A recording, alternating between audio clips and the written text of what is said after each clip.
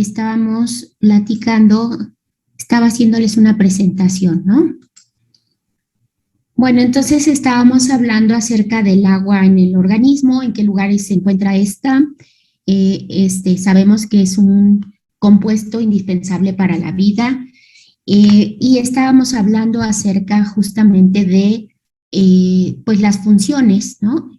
De esta molécula tan importante. Entonces, ay, perdón, no sé por qué se regresa. Bueno, entonces, si no mal recuerdo, estábamos justamente en esta parte donde se habla de que, bueno, el agua, cuando nosotros la ingerimos, pues es una fuente de electrolitos.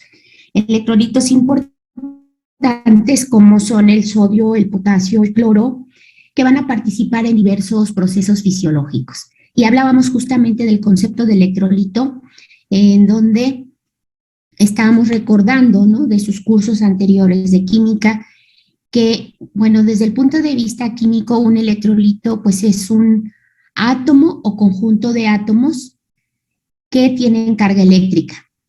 Y esa carga puede ser positiva o negativa. Si es positiva, se le denomina a esa partícula, se le denomina catión. Si es negativa, pues entonces se le denomina anión. Entonces los electrolitos son iones, en sí son iones, son átomos con carga eléctrica, ¿no? Entonces, repito, desde el punto de vista químico, pues son iones. Ahora, perdón, es que como le di entrada a uno de sus compañeros, le moví aquí. Bueno, entonces, vamos a ver que también los electrolitos, bueno, van a tener esta función, ¿no? Propiamente los electrolitos en el organismo, pues hacen que el agua se retenga. Y por otro lado, también esos electrolitos como el sodio, el potasio, el cloro, pues van a participar, vamos a ver más adelante, en procesos fundamentales, ¿no? Que hacen pues la funcionalidad o que hacen que nosotros funcionemos, mejor dicho, ¿no? Ahora, dentro de las otras funciones del agua corporal, pues está justamente la regulación del equilibrio ácido-base, ¿sí? Entonces, el agua es digamos, un promotor del mantenimiento del equilibrio ácido-base en el organismo. Por otro lado, también nos ayuda a regular la presión arterial, o sea, lo que conocemos como la volemia, y permite la regulación de la presión osmótica. Esto es muy importante, dado que logra el mantenimiento adecuado, ¿sí?, entre el agua y los electrolitos. En este sentido, el agua va a desempeñar un papel muy, muy importante en el manejo de la presión osmótica, que en un momento vamos a hablar sobre este concepto. Es el mayor constituyente de la sangre y, bueno, pues va a participar en la transportación de nutrientes, hormonas, el oxígeno y productos de desecho del metabolismo. Entonces, el agua, digamos que es el medio, ¿no?, en el que en nosotros vamos a poder transportar diferentes sustancias, entre ellas productos de desecho del metabolismo, los nutrientes y el oxígeno. Además de que es fundamental en el funcionamiento de los sentidos. Por ejemplo, en el oído interno, ¿verdad?, ayuda a la propagación de las ondas de sonido. Entonces, si nosotros tenemos una buena hidratación, aunque no parezca, así va a ser, ¿verdad?, que nuestra capacidad auditiva mejora, ya que ayuda justamente a la propagación de estas ondas de sonido. En el ojo también participa en favorecer la reflexión de la luz y por lo tanto en tener una visión más apropiada. Entonces, también la hidratación en la vista es una parte fundamental para que nosotros podamos percibir bien las cosas, dado que ayuda o favorece la reflexión de la luz. Y en otros sentidos, por ejemplo, en el sentido del gusto y en el sentido del olfato, los olores y sabores se pueden y se deben disolver en agua. Entonces, nosotros podemos percibir mejor, degustar, si estamos bien hidratados, dado que, bueno, pues los olores y los sabores, y en este caso, en el caso del gusto, los sabores, pues obedece a una serie de moléculas que se encuentran en el ambiente o bien que se encuentran dentro de los alimentos que ingerimos, y estas moléculas necesitan disolverse en agua para que nosotros podamos percibir ese sabor. En el caso de los olores, pues ocurre algo semejante. También la hidratación que nosotros tenemos en la nariz, ¿no? Justamente en las fosas nasales propiamente, hace que si hay una buena hidratación, estos olores, que también son moléculas, ¿no? Las que causan ese olor característico, nosotros los podemos olfatear y asociar justamente porque quedan disueltos en agua y de esta manera pues tenemos acceso a ello. Entonces, como ustedes se darán cuenta, pues las funciones del agua en el organismo son muy vastas, digamos, y por lo tanto el agua es algo fundamental, ¿no? De lo que nosotros pues no podemos prescindir en ningún momento. Ahora hablaremos acerca de los líquidos corporales. Como ya habíamos mencionado al inicio, tenemos el líquido extracelular y el líquido intracelular. Ahora, pensemos nosotros que aquí se encuentra una membrana, ¿no? La membrana celular que separa al líquido extracelular, lo que se encuentra fuera de la célula, y lo que se encuentra dentro de la célula, el líquido intracelular. Entonces, podemos ver que dentro de la célula vamos a encontrar nosotros electrolitos como el sodio, el potasio, el ion cloruro, y proteínas, dentro de la célula, ¿no? En lo que constituye al líquido intracelular. Fuera de la célula, ¿sí? En el espacio que se comparte entre célula y célula, se encuentra el líquido extracelular. Y entonces nosotros, bueno, ahí vamos a encontrar también iones, sodio, potasio, iones cloruro. Entonces, veamos que en el caso, por ejemplo, de los iones cloruro pueden pasar a través de la membrana y darse ese intercambio entre el líquido extracelular y el líquido intracelular. Por otro lado, en el caso, por ejemplo, de los iones sodio, también estos son permeables a través de la membrana y pueden pasar al interior de la célula.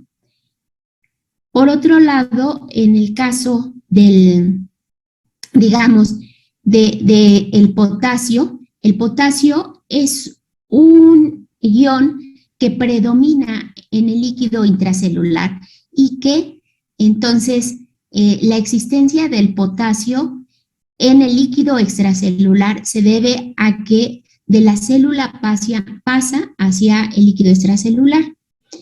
De tal manera que podemos ver cuáles son los iones que predominan en el líquido intracelular y en el líquido extracelular. En el líquido intracelular predomina potasio, en el líquido extracelular pues predomina el sodio, ¿sí? Como cationes positivos entre ellos. Y también en el líquido extracelular hay un predominio del ion cloruro comparado con el líquido intracelular. Entonces, a través de la membrana de la célula, que sabemos que es una membrana lipídica, es una membrana que está hecha a base de lípidos, hay canales que permiten justamente ese pase, esa difusión de los iones de una zona a otra. ¿Hasta aquí alguna pregunta? ¿Podría repetir lo de la membrana celular, por favor? Sí, bueno, pues la membrana de las células es una membrana de naturaleza lipídica, es decir, está formada por lípidos. Sí saben que es un lípido, ¿no?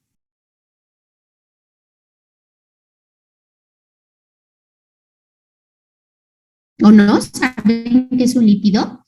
¿No lo han escuchado en biología?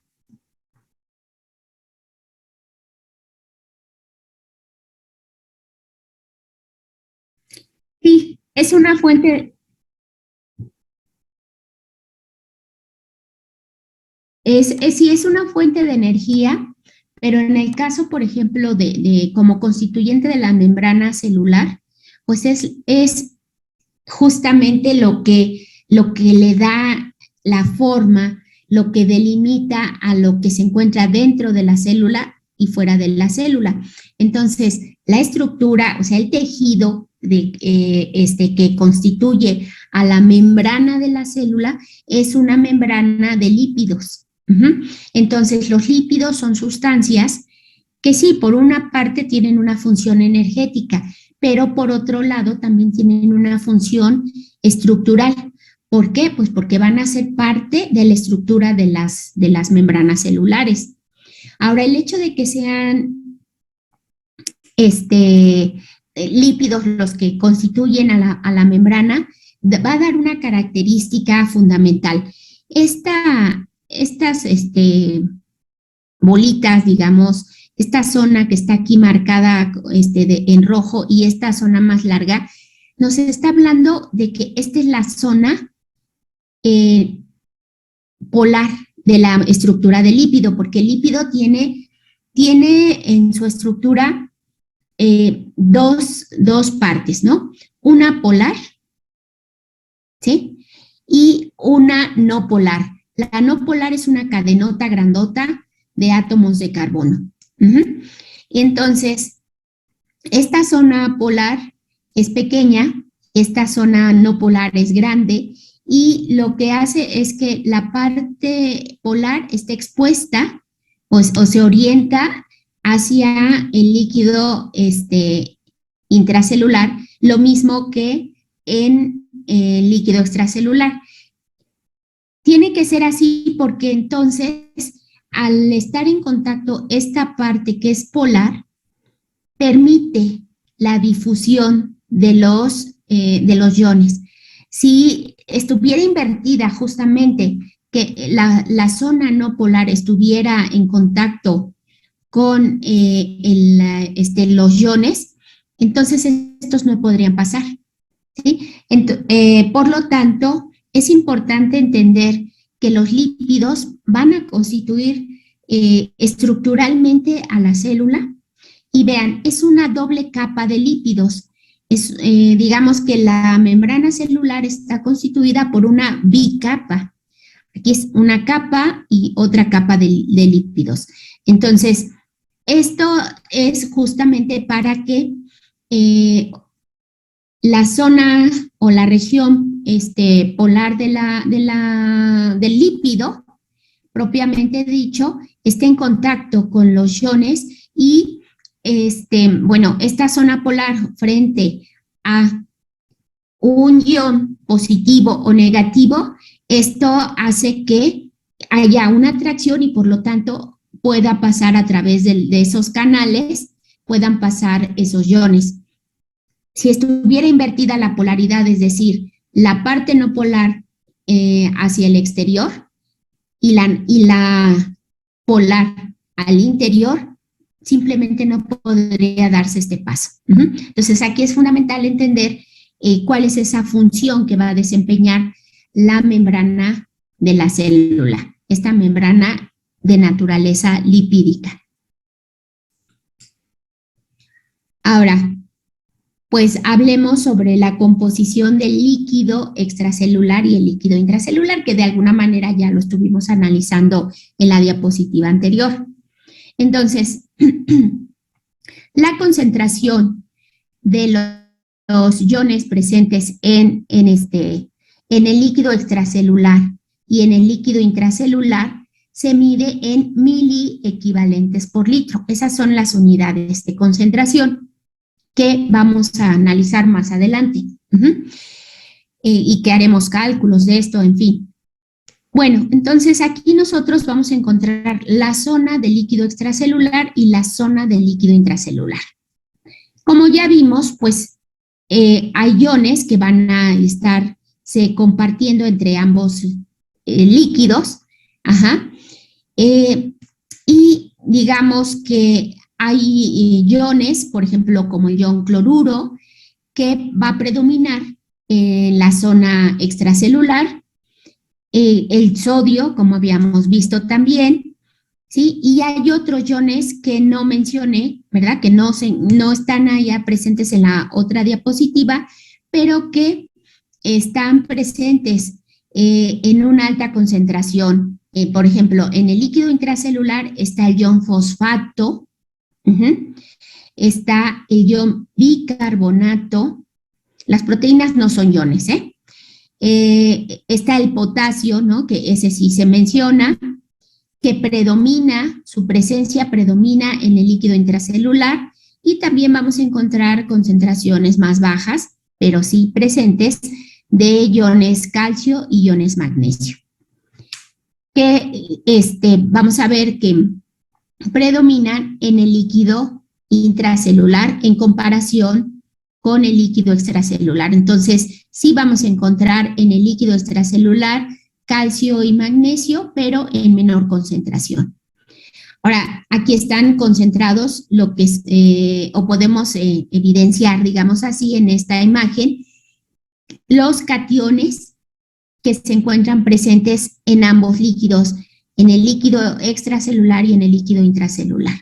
Y los aniones, es decir, los iones con carga eléctrica negativa, como ya se mencionó, que se encuentran en ambos líquidos. Y las proteínas, bueno, las proteínas sabemos que ellas van a existir en el líquido intracelular.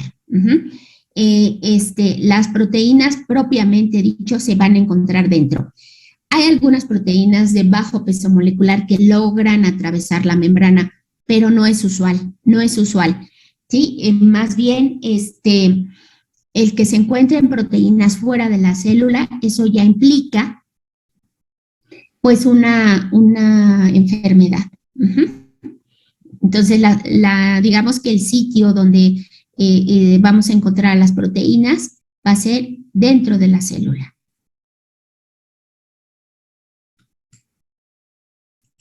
Bueno, ahora, esto que estamos mencionando es muy importante para entender justamente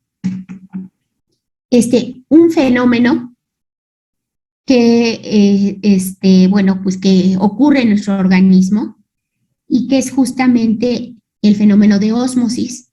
Y vinculado obviamente con el término ósmosis, pues está lo que implica el manejo y el control de la presión osmótica. Recordemos que la presión osmótica es, digamos, desde el punto de vista de la física, la presión o presión es la fuerza que se ejerce, ¿no?, sobre una superficie. Entonces, en el organismo, esta presión se lleva a cabo justamente cuando hay un intercambio, pensemos, hay un intercambio de agua, que se va a dar a través de una membrana. Entonces, pensemos en la célula, y que la célula, pues, está delimitada del exterior, ¿sí? Pues por una membrana, esa dichosa membrana lipídica que les acabo de mencionar.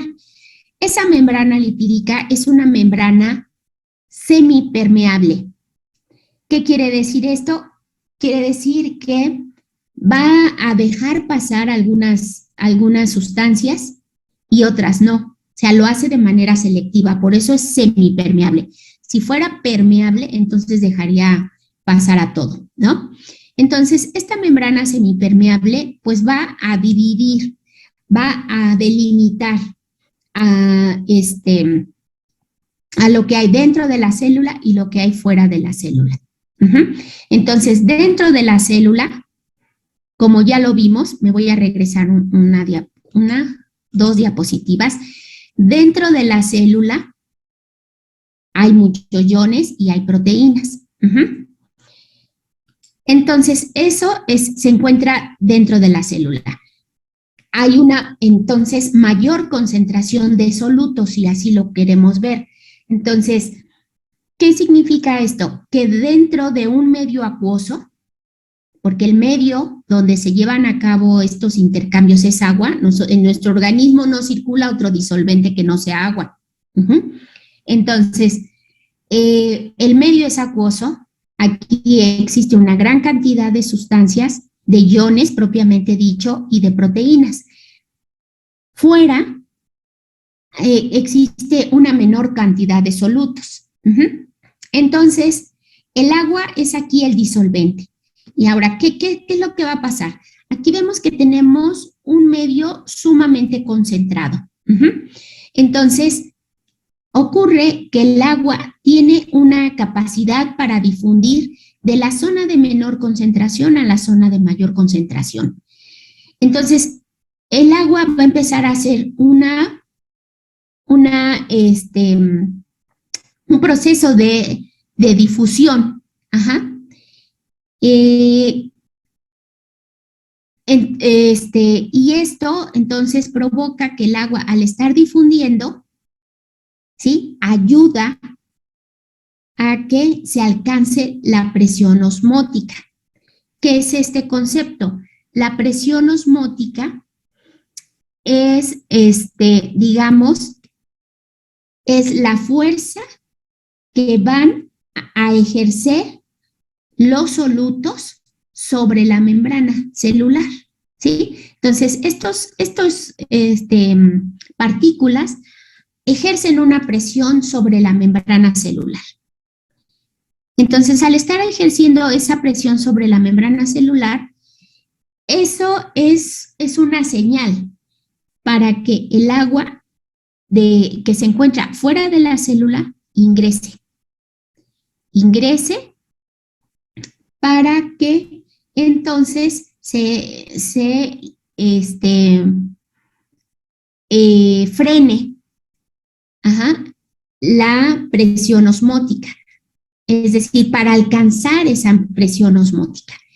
Entonces, el agua va a estar difundiendo a través de la membrana semipermeable de esta zona de menor concentración a la de mayor concentración.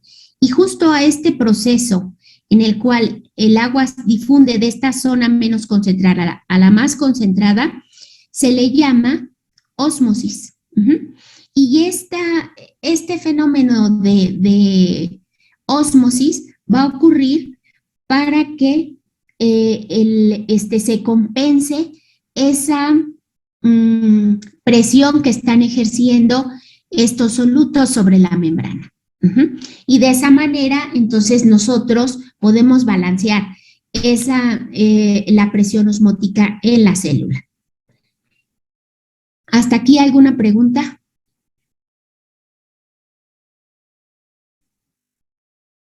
¿Sí ya habían escuchado ustedes del concepto de presión osmótica y ósmosis en biología? ¿O no? Muy poco. ¿Muy poco?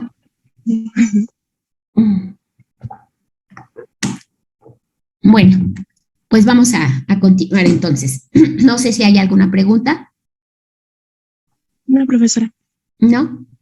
Ok. Bueno, entonces ahora pensemos nosotros, ¿no? Que derivado de este concepto de presión osmótica y de ósmosis, vamos a encontrar tres tipos de soluciones, ¿sí? Estos tres tipos de soluciones las vamos a analizar. Fíjense, aquí en estas imágenes están representados lo que serían los glóbulos rojos. Los glóbulos rojos. Entonces, los glóbulos rojos sabemos pues son células, ¿no?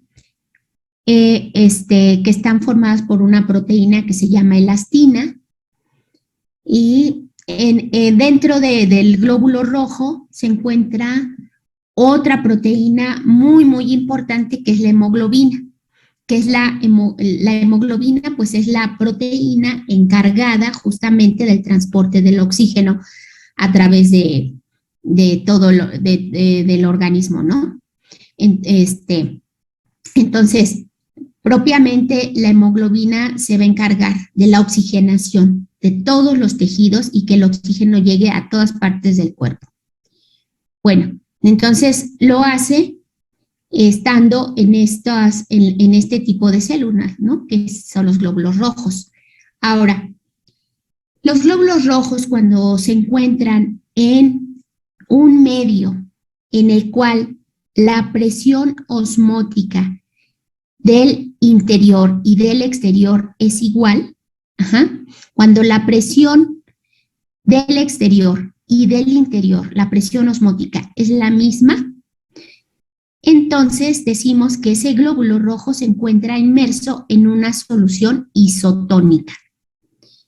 ¿Sí? Entonces, una solución isotónica es una solución que tiene igual concentración que el eritrocito. Entonces, porque los eritrocitos obviamente no están secos, ¿no? O sea, están en un medio, en este caso es un medio acuoso, pero un medio acuoso en donde hay otras sustancias disueltas en agua, por supuesto. Entonces, esas sustancias disueltas en agua que ya vimos que son iones, generan una presión.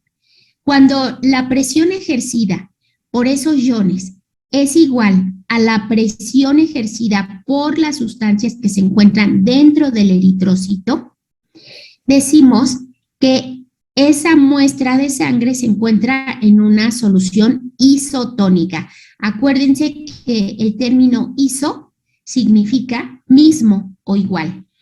Entonces, a eso se refiere justamente. Decimos que una solución isotónica es una solución de igual concentración que el eritrocito. Ahora, una solución isotónica para los glóbulos rojos es una solución al 0.7% de cloruro de sodio. Ustedes, bueno, más adelante, cuando ya egresen del bachillerato y se vayan a estudiar sus carreras, que están unas más vinculadas con el área de la salud que otras, ¿no? Por ejemplo, la medicina, la odontología, la enfermería, que están mucho más vinculadas con el área de la salud. Pues tendrán contacto ustedes con el concepto de lo que son las soluciones electrolíticas, lo que son los sueros, y dentro de los sueros pues hay una gran, pero gran cantidad de sueros. Dentro de esto se encuentran estas soluciones isotónicas, que son soluciones que se preparan con cloruro de sodio al 0.7%. Entonces, un medio isotónico para los glóbulos rojos es justamente una disolución de cloruro de sodio al 0.7%. Ahora, pensemos que colocamos a una muestra de eritrocitos ahora en agua destilada. ¿Sí sabemos qué significa el término agua destilada? ¿Tienen una idea?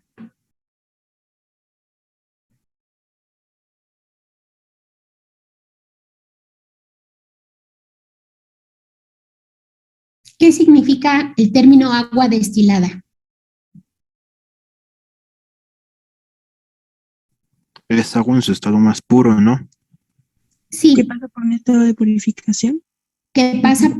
A ver, el agua destilada es agua que no presenta iones, ¿sí? Es decir, es únicamente H2O. El agua que nosotros bebemos en casa, que consumimos, tiene iones. Trae muchos iones disueltos. Bueno, y puede ser agua purificada en el sentido de que no traiga ciertos iones que sean dañinos para la salud o la presencia de microorganismos. Pero cuando hablamos de agua destilada, es un término que se refiere a que se trata de agua químicamente pura, es decir, que no presenta iones disueltos, que son únicamente moléculas de H2O. Entonces, supongamos que nosotros colocamos una muestra de eritrocitos en agua, únicamente agua, agua destilada. Entonces, como no tiene iones, ¿qué es lo que va a pasar? Decíamos que el agua tiene una tendencia natural de pasar de la zona menos concentrada a la más concentrada. Entonces, en el interior del eritrocito, pues sabemos que existen iones, sodio, potasio, cloruro y proteínas, ¿no?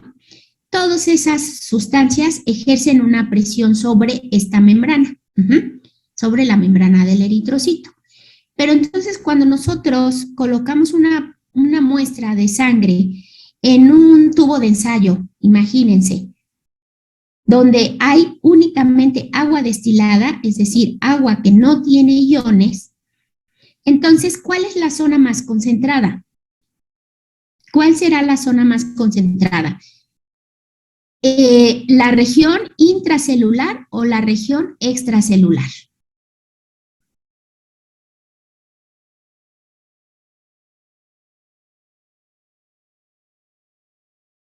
¿Sí se entiende la situación que estoy planteando? La intracelular, ¿no? La intracelular, ¿verdad? ¿Por qué? Pues porque en el exterior no hay nada más que agua, solo hay moléculas de agua. Entonces, la presión interna es mayor que la presión externa. Por lo tanto, el agua tiende a entrar, a difundir hacia el interior, tratando de equiparar la presión osmótica. Y entonces el agua entra, difunde, hasta que se rebasa la resistencia de la membrana y la rompe. O sea, entra y entra, es como si nosotros le metiéramos a una bolsa una gran cantidad de algo, ¿no? Y que, bueno, pues la bolsa se va a ir expandiendo hasta que llega a su límite, a su resistencia y esa bolsa se puede romper. Lo mismo ocurre aquí. Bueno, como tenemos una membrana que es semipermeable y permite el paso del agua, entonces el agua difunde al interior de la célula, la va haciendo gorda, ¡pum!, hasta que la rompe. Y a eso se le llama hemólisis. Recuerden ustedes qué significa el término lisis. ¿Qué significa lisis? De sus etimologías.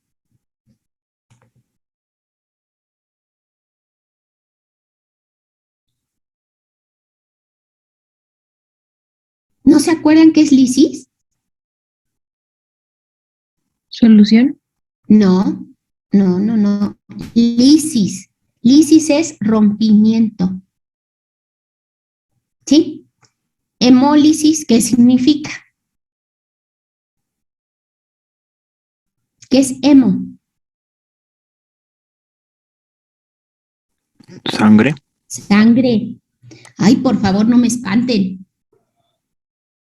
Entonces, hemólisis quiere decir ruptura de la sangre, ¿no? O sea que los glóbulos rojos se rompen. Al romperse, entonces sale el contenido de la célula, ¿no? Sale la hemoglobina, y si nosotros tomáramos de ese tubo de ensayo que les dije, donde colocábamos agua, ponemos unas células de sangre, y entonces ocurre este fenómeno, ¿no? Que ingresa agua para compensar la presión osmótica, y entonces como no la va a poder compensar porque es demasiada la cantidad de soluto que hay dentro comparado con el exterior, entonces se rompe la célula. Al romperse, entonces si nosotros tomáramos una muestra de ese tubo y lo observáramos en el microscopio, veríamos fragmentos de las membranas de los eritrocitos. Entonces, ¿qué quiere decir esto? Que el medio en el que se metió o se colocó a esa muestra de eritrocitos era una solución hipotónica.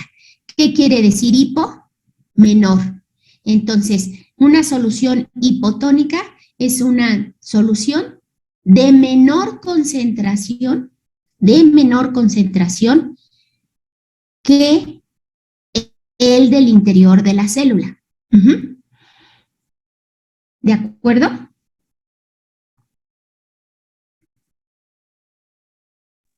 Sí, profesora. Ok. Ahora, nos vamos al otro extremo. Vamos a ver que, por el contrario, ahora si nosotros metiéramos una muestra de eritrocitos en una solución de mayor concentración que la solución isotónica, ¿sí? Entonces, es decir, supongamos, estamos diciendo que una solución isotónica para los eritrocitos es una solución al 0.7% de cloruro de sodio. Entonces, si nosotros colocamos los eritrocitos en un medio más concentrado, digamos al 1% de cloruro de sodio, es una mayor concentración. Esto, por lo tanto, hace que recordemos que el agua tiene una tendencia natural a difundir de la zona de menor concentración a la de mayor concentración. Entonces, ¿qué es lo que va a pasar? ¿Qué es más concentrado, el exterior o el interior del eritrocito? En esta circunstancia que estoy planteando. ¿El exterior? El exterior es ¿qué? Perdón. ¿De menor o de mayor concentración? De mayor concentración. De mayor concentración. Entonces, ¿qué es lo que va a pasar? Si el agua tiende a difundir de la zona de menor concentración a la de mayor concentración. El contenido del eritrocito va a salir. Claro, pero es el agua, ¿sí? Es la que difunde. Entonces, del eritrocito, como dice su compañera, va a salir agua. Sale al exterior, sale. En ese intento de igualar a la presión osmótica. Entonces, el eritrocito se va a deshidratar, va a perder agua, se va a deformar la célula, se deforma la membrana celular, y si nosotros tomáramos una muestra de ese contenido y lo observamos en el microscopio, vamos a ver al eritrocito deformado en su estructura. Entonces, eso quiere decir que el eritrocito se colocó en una solución hipertónica. Hiper quiere decir mayor, ¿no? Entonces, es una solución de mayor concentración que la concentración del interior de la célula. Entonces, por ende, el agua sale, y lo único que se logra es una deformación, ¿no? De la membrana. No se rompe. esto como, por ejemplo, cuando nosotros vamos al mar y estamos muchas horas sumergidos, ¿no? Ahí en el agua, después de un buen tiempo, ¿qué observamos en nosotros?